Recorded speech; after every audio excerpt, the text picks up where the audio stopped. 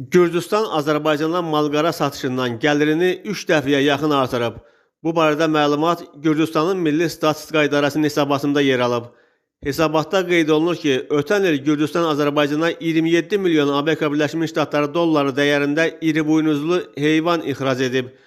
Bu rəqəm 2024-cü illə müqayisədə 2,5 dəfə çoxdur.